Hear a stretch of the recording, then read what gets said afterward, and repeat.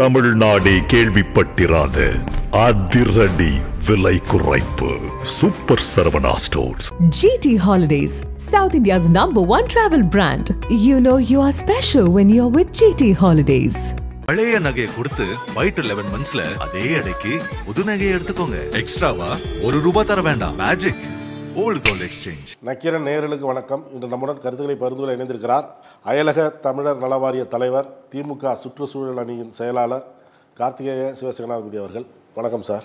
வணக்கம். பீகார் சட்டமன்ற தேர்தல் முடிவுகள் இன்னைக்கு காலிலேருந்து வெளியாகி கொண்டிருக்கிறது. அது எப்படி பார்க்குறீங்க? நாங்கள் நல்லாட்சி தருவோம் அப்படின்னு மோடி சொன்னார். மீண்டும் அந்த தேஜஸ்வி அந்த கூட்டணி, ராகுல், லாலு பிரசாத், இந்த கூட்டணிலாம் வந்ததுன்னா காட்டாட்சி நடக்கும் உள்ளிட்ட பல்வேறு விஷயங்கள் மோடி பேசியிருந்தார். இந்த பக்கம் காங்கிரஸ் எஸ்ஐஆர் குறித்து பேரணி நடத்தினாங்க. எஸ்ஐஆர் இந்த நேரத்தில் தேவையில்லை, 65 லட்சம் பேரை நீக்கியிருக்கிறாங்க, அதுக்கப்புறம் நாங்கள் போராட்டம் பண்ணி அதில் கொஞ்சம் பேர் தான் திருப்பி சேர்த்தாங்க அப்படின்லாம் அவங்க சொல்கிறாங்க குற்றச்சாட்டுகள். இது எப்படி பார்க்குறீங்க? ரெண்டு விஷயங்க. ஒன்று, பாஜக யாரையும் ஒற்றுமையாக வைத்திருக்கக்கூடிய ஒரு கட்சி கிடையாது என்பது நமக்கு தெரியும். ஒடிசா எலெக்ஷனில் அப்படித்தான் பண்ணாங்க. பார்த்தீங்கன்னா தமிழ்நாடு எலெக்ஷன்லாம் முடிஞ்ச அப்புறம் இப்போ பார்த்தாலும் தமிழ்நாட்டுக்கு இல்லை பாராளுமன்றத்தில் வெளிநாட்டுக்கு போகும்போது பிரதமர் நரேந்திர மோடி அவர்கள் திருக்குறளை தப்பாக சொல்லுவாங்க. ஆனால் திருக்குறள் பற்றி பேசுவாங்க, சங்க இலக்கியத்தை பற்றி பேசுவாங்க, தொல்காப்பியத்தை கோட் பண்ணுவாங்க. இப்படியெல்லாம் பேசுவாங்களோ தவிர அவங்களுக்கு ஒரே பிரச்சனை தமிழர்கள் மீது இருக்கக்கூடிய வன்மமும் வெறுப்பும். ஆனால் ஒடிசாவில் போய் என்ன சொன்னாங்க, இங்கே நீங்கள் பிஜு ஜனதா தளுக்கு ஓட்டு போட்டீங்கன்னா இங்கே இருக்கக்கூடிய அங்கே மிக அற்புதமான கோயில் இருக்கிறது ஒடிசாவில், அந்த கோயிலுடைய சாவி தமிழ்நாட்டுக்கு போயிடும்னாங்க. அப்படின்னா எவ்வளோ ஒரு வன்மமும் வெறுப்பும் தமிழ்நாட்டின் மீது பாஜக இருக்கிறது, பிரதமருக்கு இருக்கிறது, உள்துறை அமைச்சருக்கு இருக்கிறது என்பதை நாம் அறிவோம்.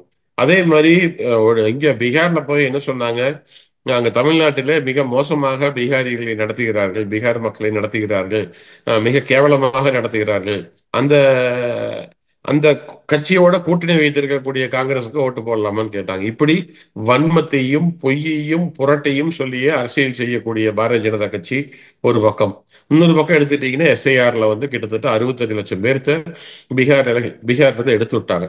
இப்ப மொத்த ரிசல்ட் வரும்போது தான் தெரியும் அதுல எத்தனை லட்சம் வாக்கு வித்தியாசத்திலே எந்த கூட்டணி ஜெயிக்கிறதுன்னு. அதுல அந்த 65 லட்சம் பேர் இருந்திருந்தால் என்ன ஆயிருக்கும் என்பதையும் நாம் புரிந்து கொள்ள முடியும். மூணாவது, எதிர்கட்சி தலைவர் காங்கிரஸ் தலைவர் திரு ராகுல் காந்தி அவர்கள் தெளிவாக ஒரே ஒரு பெண், அந்த பெண் அர்ஜென்டினா பிரேசில் நாட்டை சேர்ந்த பெண்ணு இந்திய நாட்டில் 17 இடங்களிலே வாக்களித்திருக்கிறார் என்பதையும் நிரூபித்திருக்கிறார்கள்.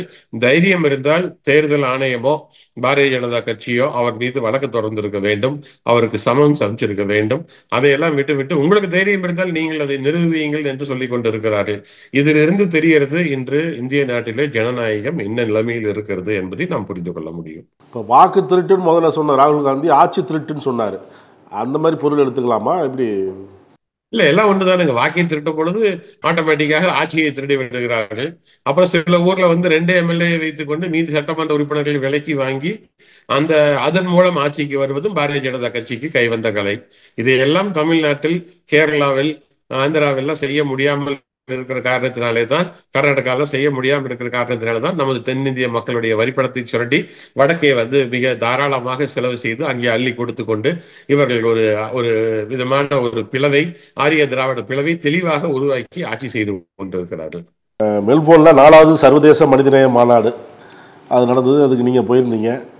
திராவிட கழக தலைவர் வீரமணி, திராவிட கழகத்தைச் சேர்ந்த அருள்மொழி உள்ளிட்ட பலர் பங்கேற்று நிகழ்ச்சியெல்லாம் நடத்துனீங்க. இந்த நிகழ்ச்சி மட்டுமில்லை, பல்வேறு நிகழ்ச்சிகளையும் பங்கேற்றதா சொல்கிறாங்க. அங்கே என்ன நடந்தது? ஏன்னா இங்கே சில செய்திகள் வெளியாகுது, அங்கே ஏதோ சின்ன சலசலப்பு ஏற்பட்டது அப்படின்லாம்.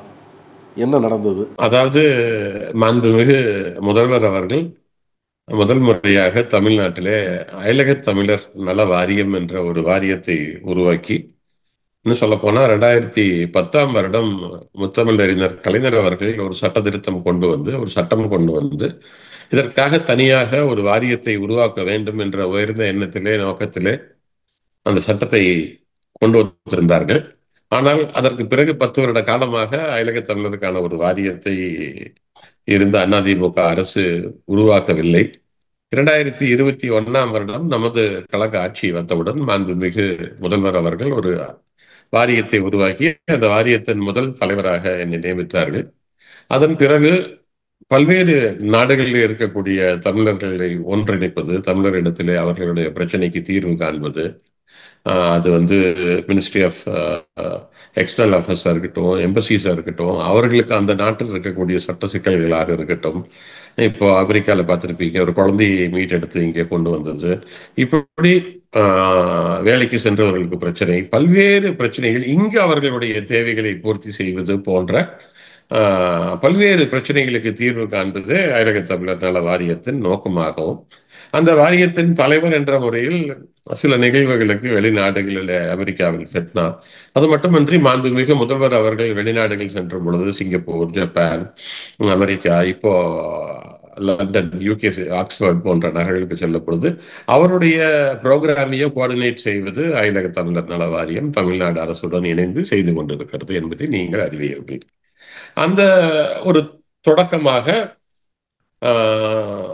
ஆஸ்திரேலியா கண்டத்திலே இயங்கக்கூடிய பெரியார் அம்பேத்கர் தாட் சர்க்கிள் என்ற ஒரு அமைப்பை தமிழ்நாட்டைச் சேர்ந்த, சேலத்தைச் சேர்ந்த ஐயா திரு அண்ணாமலை அவர்களுடைய மகன் முனைவர் டாக்டர் அண்ணா மகிழழகன் அவர்கள் வந்து மிக சிறப்பான ஒரு அமைப்பை உருவாக்கி அங்கே நடத்தி வருகிறார்கள்.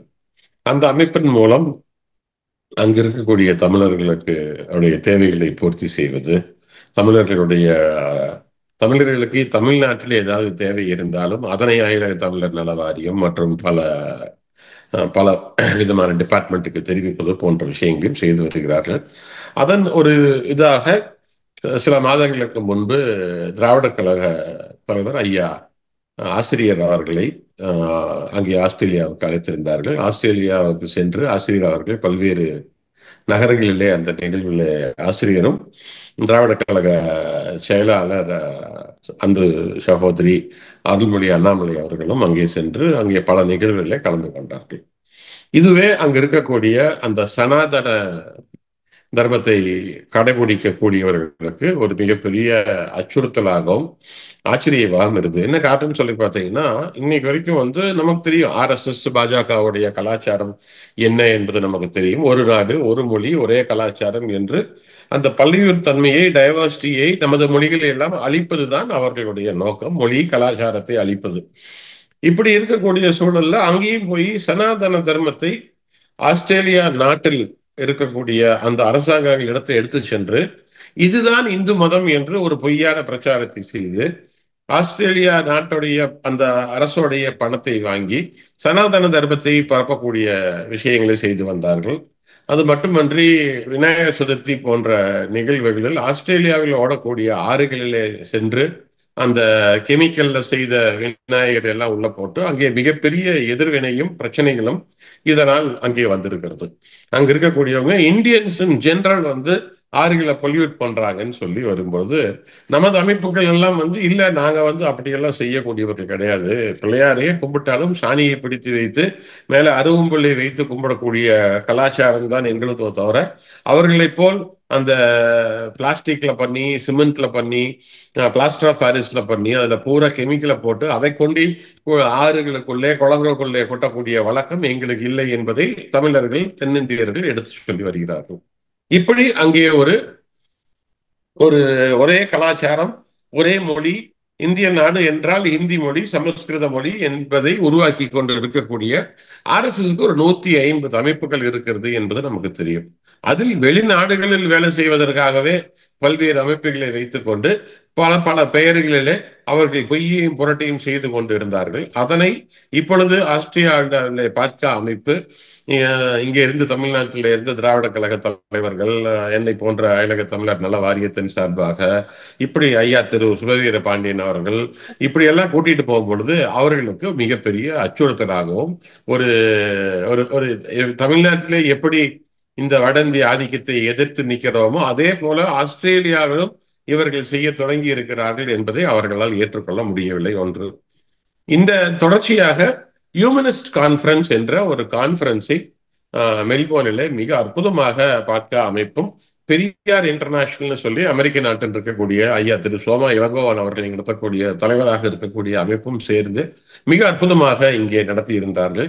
அதற்கு உலகத்திலே இருந்து பல்வேறு நாடுகளிலே இருந்து, லண்டன் இருந்து, ஜப்பான் இருந்து, ஆக்ஸ்போர்ட் பல்கலைக்கழகத்திலே இருந்து, அது போக இந்திய நாட்டில் இருந்து, இந்திய நாட்டில் கர்நாடகா, மகாராஷ்டிரா போன்ற பல்வேறு மாநிலங்களிலே இருந்து பலர் வந்து 2 நாட்களுக்கு மிக அற்புதமான ஒரு நிகழ்வாக அந்த ஹியூமனிஸ்ட் கான்ஃபரன்ஸ் நடைபெற்ற பொழுது இதே நீங்கள் சொல்லக்கூடிய அந்த அந்த வலதுசாரி தொலைக்காட்சியில் அந்த ஹியூமனிஸ்ட் கான்ஃபரன்ஸையும் திட்டி ஒரு வீடியோ ரிலீஸ் செய்திருந்தார்கள்.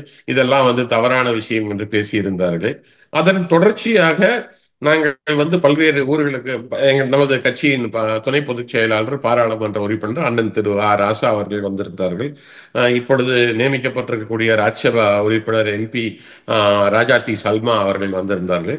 நாங்கள் எல்லாம் சென்று கேன்பரா சென்று, ஆஸ்திரேலிய நாட்டுடைய பொலிட்டிக்கல் கேபிட்டலான கேன்பரா சென்று, அங்கே பாராளுமன்றத்திலே டேவிட் ஹியூப்ரிட்ஜ் என்று சொல்லக்கூடிய ஒரு பசுமை கட்சியின் தலைவர், சமூக நீதிக்காக உலகம் முழுவதும் போராடி கொண்டிருக்கக்கூடியவர்கள் எங்களை பாராளுமன்றத்துக்கு அழைத்து, இந்திய நாட்டு பாராளுமன்றத்திலே இருந்து 2 பாராளுமன்ற உறுப்பினர்கள் வந்திருக்கிறார்கள் என்ற ஆஸ்திரேலியன் பாராளுமன்றத்திலே குறிப்பிட்டு அதற்காக அவர்கள் எல்லாம் வாழ்த்து தெரிவித்தார்கள்.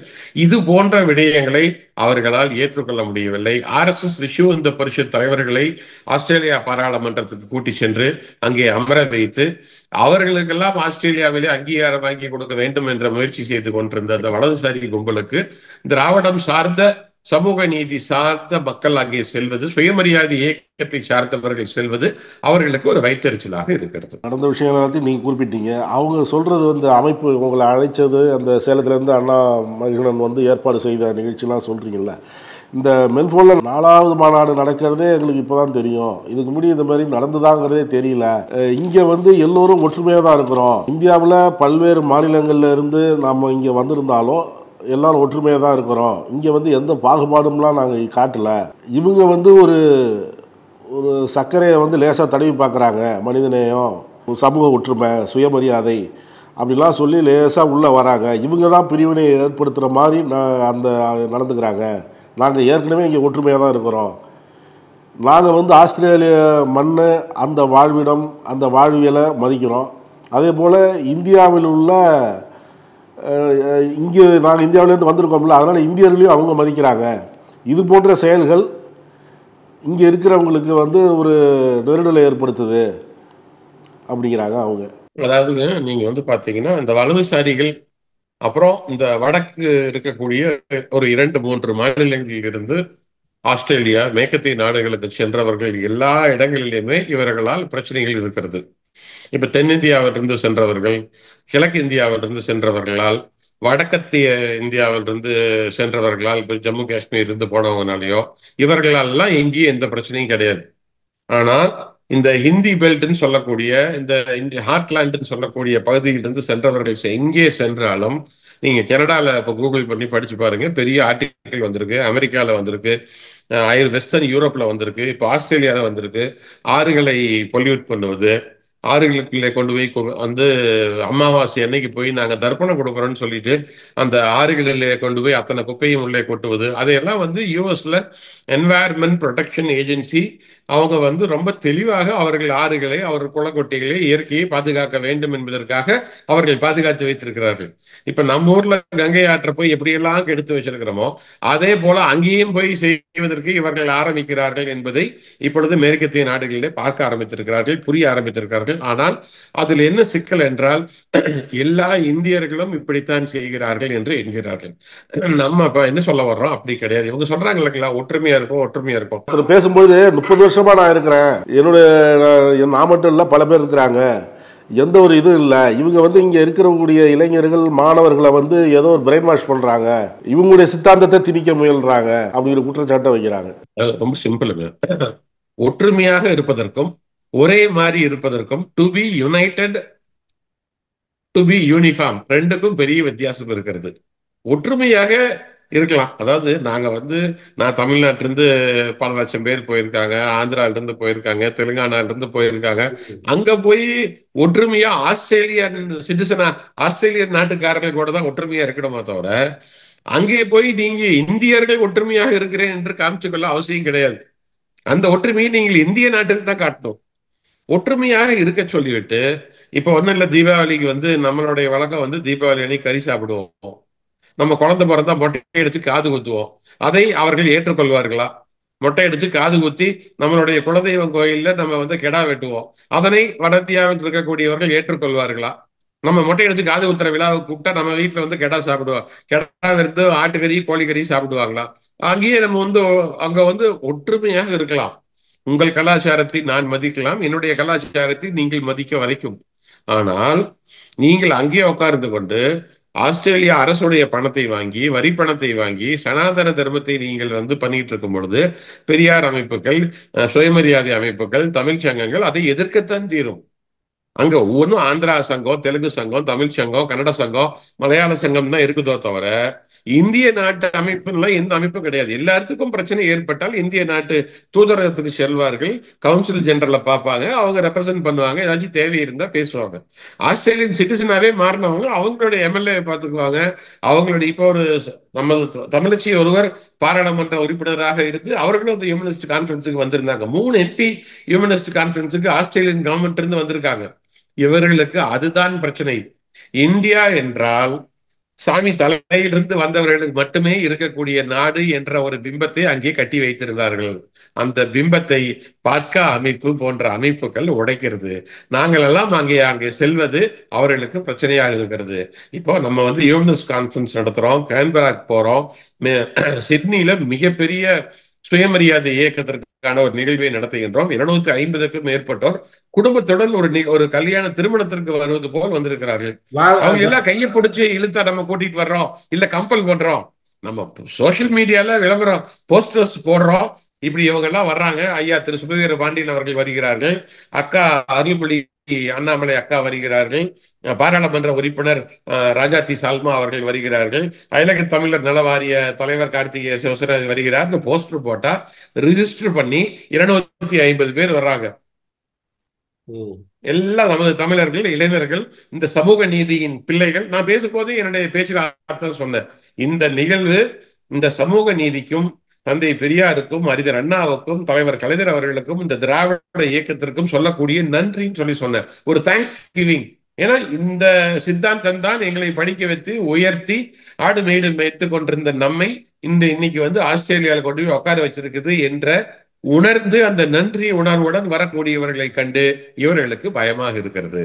அந்த பயத்தின் வெளிப்பாடுதான் இப்போ. அதே மாதிரி நாங்க சிட்னி ஈவெண்டை முடித்துக்கொண்டு எங்களை ஆஸ்திரேலியாவில் மேற்கு பகுதியில் இருக்கக்கூடிய பர்த் என்ற நகரத்திலே இருக்கக்கூடிய ஒரு தமிழ் பள்ளிக்கு அழைத்திருந்தார்கள். அந்த தமிழ் பள்ளிக்கு நாங்கள் சென்றிருந்தோம். அதுலதான் எதிர்ப்பு வந்ததுன்னு சொல்றாங்க. ஆமா, அதாவது அங்க சென்றிருந்தோம். அந்த தமிழ் பள்ளிக்கு எங்களை அழைத்திருந்தார்கள். அந்த தமிழ் பள்ளியில அந்த தமிழ் பள்ளி நடத்தக்கூடியவர்கள் அழைத்துத்தான் அந்த பள்ளிக்கு நாங்கள் சென்றிருக்கின்றோம். நானும் அருள்மொழி அண்ணாமலை அக்கா அவர்களும் தெளிவாக இந்த பள்ளி அந்த நாங்கள் வந்து அயலக தமிழர் நல வாரியம் என்ன செய்கிறது என்பதை பற்றி பேசி, உங்களுக்கு எப்படி உறுதுணையாக தமிழ்நாடு அரசும் மாண்புமிகு முதல்வர் அவர்கள் உருவாக்கிய அயலக தமிழர் நல வாரியம் இருக்கும் என்பதை பற்றி நாங்கள் எடுத்துரைத்தோம். அக்கா அவர்களும் பல்வேறு விஷயங்களை பற்றி பேசி அங்கே மிகப்பெரிய வரவேற்பு அவர்களுக்கு கிடைத்தது. அந்த புகைப்படங்கள் அனைத்தும் என்னிடத்துல இருக்கிறது. அதை வேணா நான் உங்களுக்கு நான் ஷேர் பண்ணலாம். நீங்க வந்து இந்த வீடியோவில் ஆட் பண்றதுனா கூட நீங்க பண்ணலாம். அதற்கு பிறகு நான் வந்து கொஞ்ச நாட்களுக்கு முன்பு ஏஐ பயன்படுத்தி ஒரு வீடியோ ஒன்று உருவாக்கி இருக்கின்றேன். அதாவது ஹிஸ்டரி ஆஃப் த தமிழ் பீப்புள்னு சொல்லிட்டு 4500 வருடங்களுக்கு முன்பு சிந்துவெளி நாகரிகத்திலே தொடங்கி அதற்கு பின்பு தொல்காப்பியம் 3000 வருடங்கள், 2700-800 வருடங்களுக்கு முன்பு எப்படி சங்க இலக்கியத்தில் கீழடியில் ஒரு உயர்ந்த குடியாத தமிழ் சமுதாயம் இருந்தது என்பதை பற்றியும், 2000 வருடங்களுக்கு முன்பு வள்ளுவர் வந்த கதை, அதற்கு பிறகு தமிழ்நாட்டுடைய சரித்திரம் 13ஆம் நூற்றாண்டில் மலிக் கஃபூர் வந்தது, டெல்லியில இருந்து வந்தது, கலவரங்கள் வந்தது, ஆங்கிலேயர்கள் வந்தது, 10ஆம் நூற்றாண்டிலே எப்படி வந்து 9வது 10வது 11ஆம் நூற்றாண்டிலே பக்தி இலக்கியம் பரவியது, இதை பற்றியெல்லாம் தெளிவாக சொல்லி நான் பிராமின் மூமெண்டை பற்றி, பிராமணர் அல்லாத ஒரு இயக்கத்தை எப்படி உருவாக்கினார்கள் சார் PT ராஜன், தியாகராஜ் செட்டியார், இப்படி சரித்திரத்தை சொல்வதிலே இவர்களுக்கு என்ன பிரச்சனை. அப்புறம் அந்த அந்த காணொலியை நான் என்னமோ ஒழித்து வைத்திருக்கிறேன்னு சொல்றாங்க. அதெல்லாம் ஒரு முட்டாள்தனமான விஷயம். இப்போ நீங்கள் சொன்னதெல்லாம் அந்த அவங்க என்ன சொல்கிறது, இப்போ அருள்மொழியை குறிப்பிட்டீங்க. இப்போ திருப்பாவை அங்கே ஒரு பொண்ணு பாடிச்ச பள்ளி சிறு மாணவி பாடினாங்க, அதை வந்து அருள்மொழி வந்து பாராட்டினாங்க. தமிழ் மீது உள்ள காதலால் அந்த திருப்பாவை எனக்கும் தெரியும் அப்படின்லாம் சொன்னாங்க. அதெல்லாம் நாங்கள் ஏற்றுக்கிறோம். ஆனால் உங்கள் நம்பிக்கையை பசங்கள்கிட்ட திணிக்காதீங்க அப்படின்னு சொல்கிறாங்க. இதெல்லாம் வந்து எதுக்கு சொல்கிறாங்க அப்படிங்கிற ஒரு கேள்வி எழுப்புறாங்க. அங்க வந்து ஒரு 200 பெற்றோர்கள் இருந்திருப்பாங்க. அந்த 200 பெற்றோர்கள்ல ஒரு 7 பேர் மட்டும்தான் சாமி தலையிலிருந்து வந்தவர்கள். 193 பெற்றோர்கள் அதுக்கு கீழிருந்து வந்தவர்கள், நம்மளை போன்றவர்கள், சாமானியர்கள், பிற்படுத்தப்பட்ட தாழ்த்தப்பட்ட சமூகங்களை சேர்ந்தவர்கள் வச்சுக்கோங்களேன். அவர்களுக்கெல்லாம் எந்த பிரச்சனையும் கிடையாது. இந்த ஒரு 5-6 குடும்பத்துக்கு மட்டுமே இந்த காணொளியும் அருள்மொழி அக்கா பேசியதும் இந்த திராவிட சித்தாந்தமும் பிரச்சனையாக இருக்கிறது. அங்க இருக்கக்கூடிய எல்லாரும் வேற வேறு கட்சி. இப்போ நீங்க சொல்ற அந்த காணொலியே சொல்றாரு, நீங்க சொல்ற அந்த காணொலியில இப்போ அந்த கீழடியை நாங்கள் பார்த்தோம், அது நல்லா இருந்தது, அந்த தமிழர் அந்த அந்த வாழ்வியல் அதெல்லாம் சொன்னாங்க, அதெல்லாம் நல்லா இருந்தது. அதுக்கப்புறம் ஆரியம் திராவிடம் பிரிக்கிறாங்க, பிஞ்சு மனசுல ஏன் இதெல்லாம் போய் சொல்லணும் அப்படிங்கிறாங்க அவங்க. சரித்திரத்தை சொல்றவங்க என்ன பிரச்சனைங்க? இப்போ ஜெர்மன் நாட்டில் குழந்தைகளுக்கு சரித்திரத்தை சொல்லிக் கொடுக்கிறார்கள். 1920-30களில் பாத் பார்ட்டின்னு ஒரு கட்சியை உருவாக்கி ஹிட்லர் வந்தாரு, முசோலினி வந்தாரு. இதனால் இவ்வளவு பெரிய 60 லட்சம் பேர் இறந்து போனார்கள் என் சரித்திரத்தை சொல்லிக் கொடுக்கிறார்கள். இது ஏன் நீ சொல்லிக் கொடுக்கிறீங்கன்னா நீ ஏன் மறைக்கணும் நினைக்கிறே என்பதுதான கேள்வி. அது பொய். அதில் உண்மை இல்லைன்னு சொன்னா அதுக்கு நம்ம விவாதம் பண்ணலாம், பதில் சொல்லலாம். ஆனால் நம்மளுடைய கேள்வி, ஆரியர்கள் வந்தார்களா இல்லையா? கைபர் பாஸ் வழியாக வந்தார்களா இல்லையா? உலகம் முழுவதும் இருக்கக்கூடிய சரித்திரவாதிகள், ஆக்ஸ்போர்ட் பல்கலைக்கழகமாக இருக்கட்டும், கேம்பிரிட்ஜ் பல்கலைக்கழகமாக இருக்கட்டும், அமெரிக்காவில் இருக்கக்கூடிய ஹார்வர்டு, பிரின்ஸ்டன் போன்ற ஐவி லீக் பல்கலைக்கழகமாக இருக்கட்டும், ஏதாவது ஒரு பல்கலைக்கழகம் ஆரியர்கள் இந்திய நாட்டுக்குள், இந்திய துணைக்கண்டத்துக்குள் வல்லைன்னு சொல்ல போறாங்களா? கிடையாது. 2300 வருடங்களுக்கு முன்பு ரிக்வேதத்துக்கு இங்க என்ன வேலை? ஒன்றுமே கிடையாது. அதற்கு 2200 வருடங்களுக்கு முன்பு சிந்துவெளி நாகரிகத்தை உருவாக்கி வாழ்ந்து கொண்டிருந்தவர்கள் நாங்க. 3000 வருடங்களுக்கு முன்பு ரிக்வேதத்துக்கு 700 வருடங்களுக்கு முன்பு தொல்காப்பியத்தை உருவாக்கியது நாங்க. அம்பேத்கர் அவர்கள் சொல்லி இருக்கிறார்கள், ஒரு சமுதாயத்திற்கு, ஒரு மொழி குழுமத்திற்கு இந்திய நாடே என்னுடையது என்று ஒரு உரிமையை கொண்டாட முடியும் என்றால் அது தமிழர்களுக்கு மட்டும்தான் சொல்லியிருக்காங்க. இந்திய நாட்டில் இருக்கக்கூடிய கல்வெட்டுகளில் 91% கல்வெட்டுகள் தமிழனும் தமிழுக்கு முன்னாடி இருக்கக்கூடிய தமிழ் பிராமி எழுத்துக்களிலும் இருக்கிறது. இப்படி இருக்கக்கூடியதுல இவர்கள் எதற்காக அஞ்சுகிறார்கள், எதுக்காக பயப்படுகிறார்கள் என்றால் உண்மையை அடுத்த தலைமுறைக்கு கொண்டு போய் சேர்த்தாதேங்கிறாங்க. ஏன் நம்ம குழந்தைகளுக்கு, நம்ம பெற்றோர்களுக்கு அதை கேட்க பிரியம். இவர்கள் வந்து அந்த காணொலியை அந்த பள்ளிக்கூடம் நடத்தியவர்கள் போட்டார்கள். அதில் இருக்கக்கூடிய சில பகுதியை அப்ஜெக்ட் பண்ணாங்க.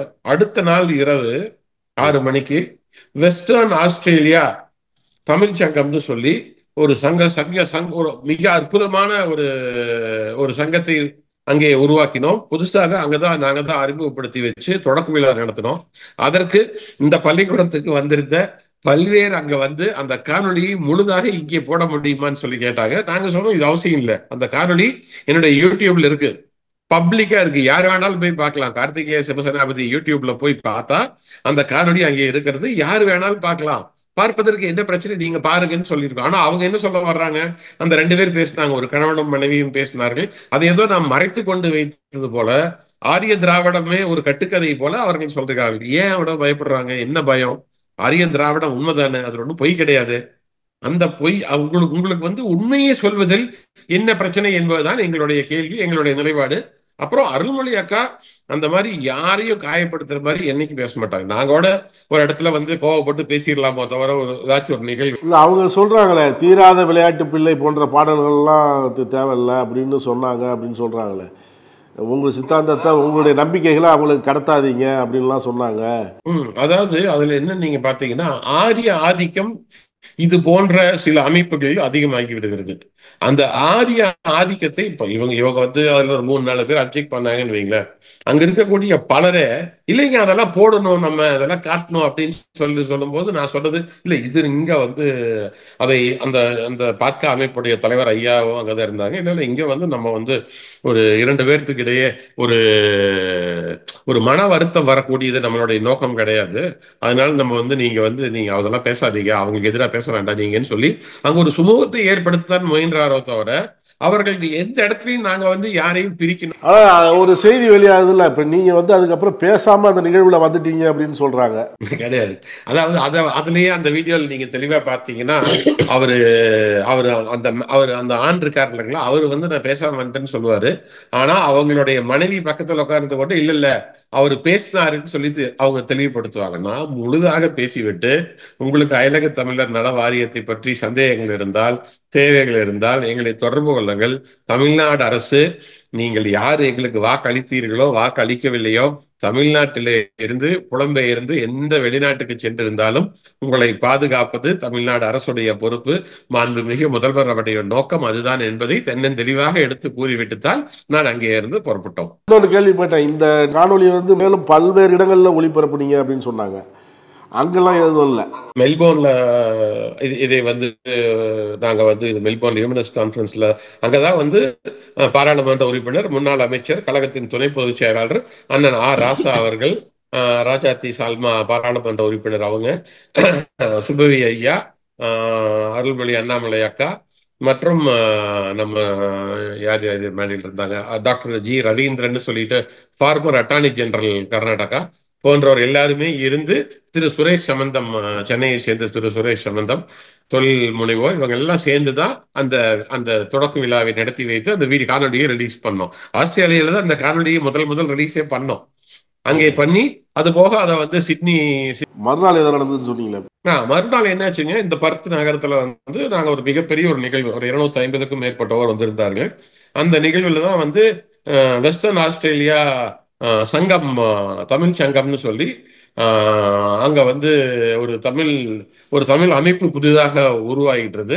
அதனை தொடக்கி வைத்தோம். அங்க தொடக்கி வைக்கும் போது 250 பேர் உட்கார்ந்து கேட்டிருக்கும் போது எல்லா கலை நிகழ்ச்சிகளும் முடிந்த பிறகு 2 பேர், அதுல ஒருத்தர் வந்து அவரோட பெயர் வந்து என்னமோ லயன் சம்திங், அது லைன்ஸ் கிளப்ல இருக்காருன்னு தெரியல, அவர் லைன் அவருடைய இது வந்தது. அவர் வந்து எழுந்து நீ என்ன பேசிட்டு இருந்தோன்னு சொல்லி பாத்தீங்கன்னா, நான் பேசும்பொழுது தென்னந்தெளிவாக இந்த தமிழ்நாடு கடந்து வந்த பாதை 1960 50களில் நம்ம எப்படி இருந்தோம், இந்திய நாட்டிலேயே 2வது பொசிஷன்ல கடைசி கீழ் இருந்த தமிழ்நாடு இன்று இவ்வளவு பெரிய முன்னேற்றத்தை அடைந்திருக்கும்னு சொல்லி பேசிட்டு இருக்கும்போது, இதெல்லாம் ஏன் பேசுறீங்க, இந்த முன்னேற்றம்லாம் யார் கேட்டா, இதெல்லாம் எதுக்கு பேசுறீங்க, இது அரசியல் பேசுற மாதிரி இல்லையான. அப்போ வந்து நான் சொன்னேன், தப்பா அதாவது ஃபேக்சுவலா எரரா இருந்தா சொல்லுங்க, இது போய் இப்படி எல்லாம் இல்லைன்னு சொல்லுங்க, இல்ல இது வந்து இதுல ஏதாச்சும் தவறு இருக்குன்னு சொன்னா சொல்லுங்க, இல்ல யாராச்சும் மீது வன்மத்தை கொட்டுகிறோம், யாராச்சும் மீது ஒரு கால் புரட்சியை கொட்டுகிறோம்னா சொல்லுங்க. நான் மேடையில் இருந்தே சொன்னேன், இல்ல நீங்க இது அரசியல் பேசுற மாதிரி இருக்கு, நான் பேசுவேன், அரசியல் அறிவு எல்லாத்துக்கும் இருக்கும்னு நான் பேசுவேன். இந்த இந்த நிகழ்வை நடத்தக்கூடியவர்கள் வேணா அதுக்கு அப்ஜெக்ட் பண்ணிட்டோம், செயற்குழு தலைவர், துணைத் தலைவர், பொருளாளர், இவங்க யாராச்சும் அப்ஜெக்ட் பண்ணிட்டோம், இல்ல பண்ணிட்டோம், நீங்க ஒரு வலதுசாரி சிந்தனையை சேர்ந்தவர், நீங்க இஷ்டம்னா கேளுங்க, கஷ்டம்னா போயிருங்கன்னு சொல்லிட்டோம். மேடையில் இருக்கும் போதே நான் சொல்லிட்டேன். நிகழ்ச்சி ஏற்பாடு செய்தவர்கள் எந்த தடையும் உங்களுக்கு சொல்லல, அவங்க மேடையில் உட்கார்ந்து கைதட்டி கொண்டு இருக்கிறார்கள். இந்த இரண்டு பேர் மட்டும் ஒரு வலதுசாரி சிந்தனையை சேர்ந்தவர்கள், அவங்க மட்டும் கிளம்பி நாங்க வெளில போறோம்னு சொல்லிட்டு போயிட்டாங்க. மீதி பேர் எல்லாம் உட்கார்ந்து மிக நேர்த்தியாக நிகழ்வு முடிந்த பிறகு இரவு அவங்களுடன் தான் நாங்க எல்லாம் சேர்ந்து நைட் டின்னர் சாப்பிட்றோங்க. அங்கதான் சாப்பாடு வந்திருக்கு, நாங்க எல்லாம் சாப்பிட்றோம். எல்லாரும் புகைப்படங்கள் எடுத்துக்கொண்டு செல்ஃபிகள் எடுத்துக்கொண்டு எப்பொழுதும் போல் நல்ல மகிழ்ச்சியாக பேசிக்கொண்டு, நீங்க எந்த ஊரு, என்ன பண்றீங்க, எப்படி வந்தீங்க, எத்தனை வருஷம் வந்தீங்கன்னு சொல்லி எல்லாம் பேசிட்டு, ஏன்னா அடுத்த நாள் காலை எனக்கு 4:40க்கு விமானம், எனக்கு பர்த்ல இருந்து கிளம்பி சிங்கப்பூர் வந்து சிங்கப்பூர்ல இருந்து இந்திய நாட்டுக்கு திரும்ப வேண்டும். அதெல்லாம் ஒரு 9-9:30 மணிக்கு அங்கிருந்து கிளம்பி திரு டாக்டர் அண்ணாமலை அவர்கள் வீட்டுக்கு கிளம்பினோம். அயலக தமிழர் நல வாரியத்துக்கு அங்க வந்து ஒரு வரவேற்பு இருக்கு, அங்க இருக்கிற மக்கள் மிகப்பெரிய வரவேற்பும், மாண்புமிகு முதல்வர் அவர்கள் இப்படி ஒரு வாரியத்தை உருவாக்கி தமிழ்நாடு அரசுடன் தொடர்பு கொள்வதற்கு எங்களுக்கு ஒரு சிங்கிள் பாயிண்ட் ஆஃப் கான்டாக்ட் ஒன்று கொடுத்திருக்கிறதுக்காக மிகப்பெரிய வரவேற்பும் மகிழ்ச்சியும் நன்றியையும் அங்க இருக்கக்கூடிய தமிழ் மக்கள் தெரிவித்துக் கொண்டார்கள். அங்க நடந்த விஷயங்கள் பல்வேறு விதமாக செய்திகள் பரவுது, அதெல்லாம் உண்மை நிலை என்ன அப்படின்னு அறியறதுக்காக தான் உங்களை நேர்காணல் எடுத்தது. இந்த காணொலியை பார்த்த பிறகு அந்த வதந்திகளுக்கு ஒரு முற்றுப்புள்ளி கிடைக்கும் என்ற நம்பிக்கை இருக்கு. நன்றி சார். நன்றி. நக்கீரன் டிவிக்கு சப்ஸ்கிரைப் செய்யுங்கள். உங்கள் ஆதரவே எங்கள் பலம். ஆசிரியர்களுக்கு நண்பனாகவும் மாணவர்களுக்கு ஆசானாகவும் திகழும் தேர்வு வழிகாட்டி ஒவ்வொரு பாடத்திற்கும் அனுபவமிக்க ஆசிரியர்களின் துல்லியமான தெளிவான விடைகள். CNC இருக்கு, தேர்வு பயம் எதற்கு? இது தீரன் பப்ளிஷிங் ஹவுஸ் விற்பனை வெளியீடு.